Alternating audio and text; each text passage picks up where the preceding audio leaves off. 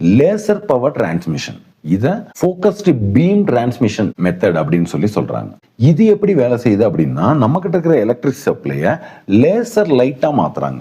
நம்ம சாதாரணமாக வீட்டில் சின்ன பசங்கள்லாம் லேசர் லைட் வச்சு விளையாடி இருப்போம் இல்லைங்களா, ஸ்கூல் ப்ராஜெக்டில் இந்த இதுலாம் லேசர் லைட் பீம் போகுது இல்லைங்களா, அதே மாதிரி சப்ளை வந்து லேசர் லைட்டாக மாற்றி ஒரு குறிப்பிட்ட டார்கெட்டை ஃபோக்கஸ் பண்ணுவாங்க. அந்த டார்கெட்டில் போட்டோவோல்டாயிக் செல்லை வச்சிருவாங்க. போட்டோவோல்டாயிக் செல்லுங்கிறது வேற ஒன்றும் இல்லை, சோலார் பேனல் தான். ஒரு குறிப்பிட்ட டார்கெட்டுக்கு லேசர் லைட்டை அனுப்பி அந்த டார்கெட்ல போட்டோவோல்டாயிக் செல், அதாவது சோலார் பேனலை வைக்கும் பொழுது அந்த சோலார் பேனல்ல இருந்து நம்ம எந்த டார்கெட்டை நம்ம ஃபோக்கஸ் பண்றோமோ அந்த டார்கெட்டுக்கு தேவையான எனர்ஜியை நம்மளால சென்ட் பண்ணிக்க முடியும் அப்படின்னு சொல்றாங்க.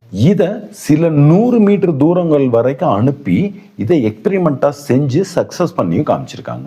இதுல இருக்கிற அட்வான்டேஜ் என்ன அப்படின்னா, ஒரு டார்கெட்டை ஃபோக்கஸ் பண்ணி அந்த டார்கெட்டுக்கு நம்ம எனர்ஜியை வந்து சப்ளை பண்ண முடியும். இதுல இருக்கிற டிஸ்அட்வான்டேஜ் என்ன அப்படின்னு பாத்தீங்கன்னா, இது வந்து லேசர் லைட் அப்படிங்கறதுனால இது வந்து கண்களை பாதிக்கக்கூடியதா இருக்கிறதுனால இதுக்கு வந்து ரொம்ப சேஃப்டி வந்து ரொம்ப இம்பார்ட்டன்ட்டு.